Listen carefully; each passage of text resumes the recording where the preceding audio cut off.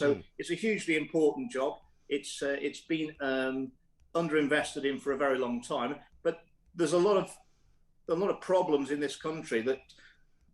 So do feel free to get in touch with him if you so wish to find out about what's going on in Love Island, or indeed EastEnders, or indeed any other television show. Now, I'm delighted to say I'm joined by Christo. Hello. Hello. I didn't know you were coming in until quite recently. I am Ian Collins this afternoon. So you are. But I battle to do handovers with you anytime I can. Of course. Spoke to you over the weekend we spoke on Sunday. We did. There were a few glitches.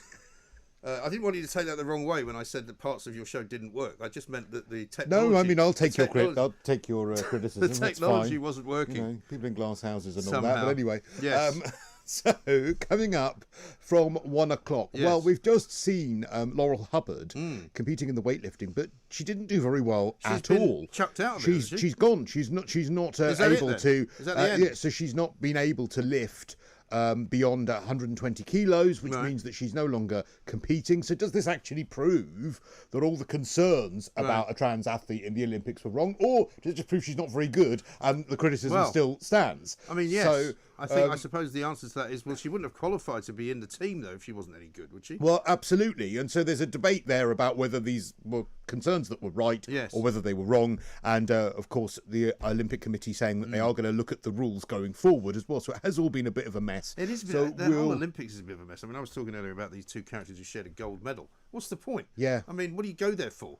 Oh, why just give everybody a gold medal? Well, I mean, everyone's going to win now at the Olympics. And that's why I wouldn't accept Everyone's anything. a winner. I wouldn't accept anything other than gold. No, I wouldn't. And also, if you're in a, they silver and bronze are a bit rubbish. Well, also, somebody quite rightly points out that if they were going to share a medal, surely it should be silver, because neither one of them's won it. Yeah, actually, that's share very silver true. rather But than but neither of them want to do that, do No, they? they wouldn't They're do going to share that. gold, and then there won't be a silver, will there? Exactly. Yeah. And everyone's going, oh, isn't it nice? No, it's not. It's rubbish. It is. You need to have a winner, otherwise, what is the point? Exactly. So there's that. We're going to talk about why is Boris Johnson losing popularity like there is no tomorrow. You wonder why? I hate to say I told you so. Oh, you wonder why? I love talk radio because actually so many people are now saying to me, you know what, you were right all along, Christo. He is a dishonest buffoon. Yes. So we'll talk about that. And then from 3 o'clock, to what extent is it acceptable to criticise someone's enunciation?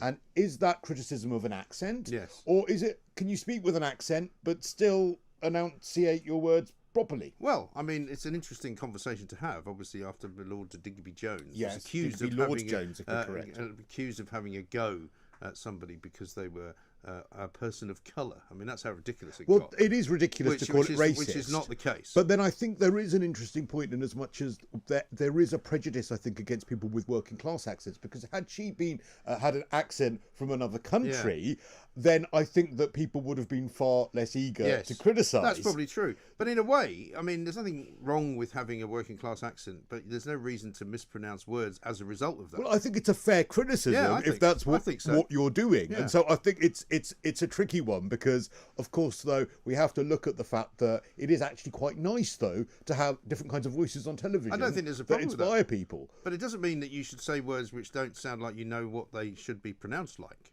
Well, yes, but then if you're going to inspire people who talk like you to get on television, perhaps you. Well, maybe that's not the right idea.